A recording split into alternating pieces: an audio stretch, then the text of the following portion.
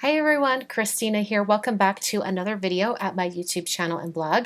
Today I'm going to be sharing with you a second video of holiday mail art. I did one a couple days ago. I'll have that linked up. Let's see, where would it be? Up here, I think. Up here, I'll have it linked if you want to check that out. Today's envelope design is all about color. Around the holidays, we tend to limit our color palette to just traditional colors, but I'm hoping this will give you some fun ideas for how to bring more color into your holiday mail art. And let's get into it. The stamp set I'm using today is called Ornamental from Concord and Ninth, and it has this empty space in the center of the ornament that's actually meant that you could fill in with flowers or that really large grading. But in my case, I thought it would be perfect for the address on my envelope. Now, this ornament is quite large. I've thought about having it be the traditional horizontal layout, but it just looked a little bit too snug with the length of the ornament with the little band on top, the little hook piece. So I decided to turn my envelope. It's going to be a non-traditional envelope. It will require an additional postage stamp or some extra postage to send through the mail, but it will be able to go through the mail. I'm going to do some rainbow stamping using 4 different colors of distress ink. Now you did see crushed olive on screen here, but I actually changed my mind and I will not be using crushed olive, so I'll mention the color swap out when it gets there. Started out by inking up a portion of this really large stamp with chipped Sapphire Distress Oxide ink. And I stamped that down. And each time I stamp a new color, and also when I stamped this blue, I did soften the edges of that color just with a paper towel. So you'll notice here I'm going to apply some of this Seedless Preserves ink.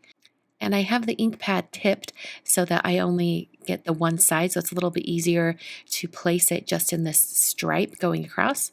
So I'm going to soften the edges of that ink with a little bit of paper towel, picking up that color, and then I'll stamp down.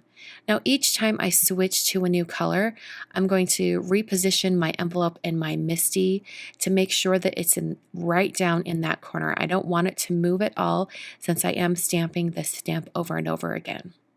I'm moving on to Worn lipstick, and once again I'm tipping that ink pad so I only get the one side, and then I decide go ahead and just ink up that entire corner because I'm going to be taking off the ink with the paper towel anyway. So if you want to do that, you definitely can. When you're using an ink like this that cleans off the stamp really well, it's easy to do that.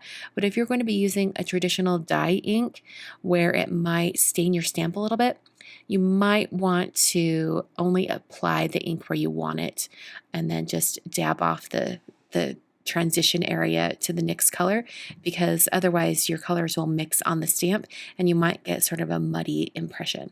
So if you're using a pigment ink like this or Distress Oxide ink, you definitely can do that since the ink does clean off the stamp really well and does not stain. The last color I'm using, this is the color I swapped out. This is Dried Marigold. I thought this was a really pretty kind of color combination.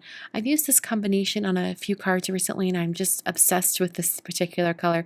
In fact, I have another video coming up for you guys next Monday and I use the exact same colors. So hope you guys like these colors. I'm kind of having a moment with them. I've got some wide post-it tape that I'm placing over the front of the envelope so that it protects it while I work on the flap. And now I've got some other post-it tape and I'm going to be masking off striped areas and then applying the color directly to that flap using some foam blending tools.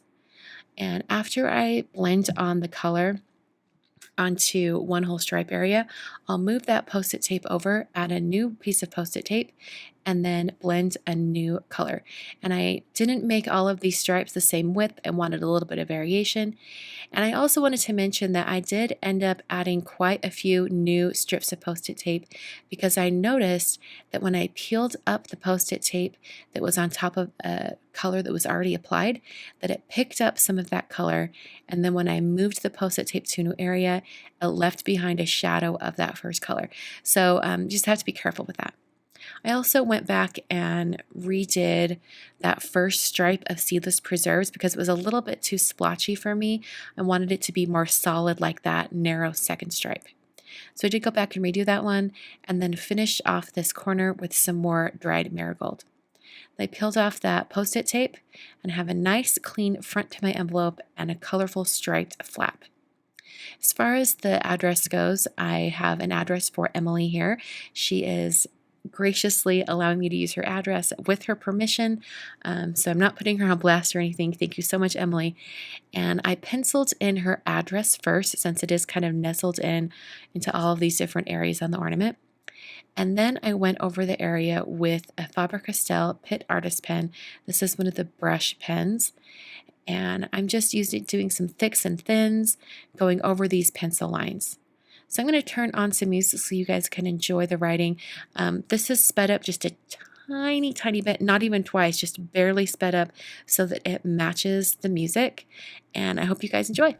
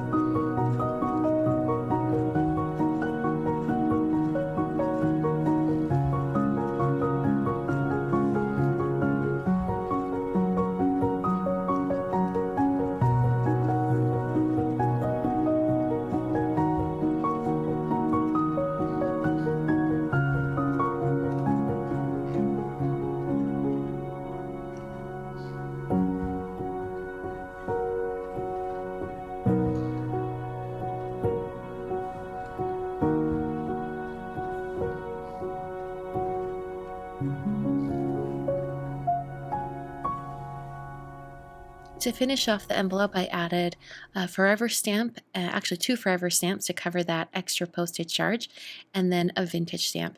I also took a black pen and added my return address on the long end of the flap.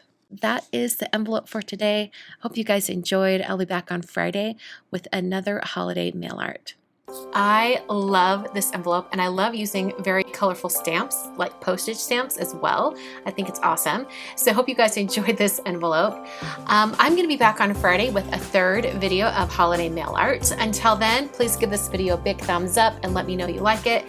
And I will see you guys on Friday for another video. Thank you so much for watching. I'll catch you guys next time.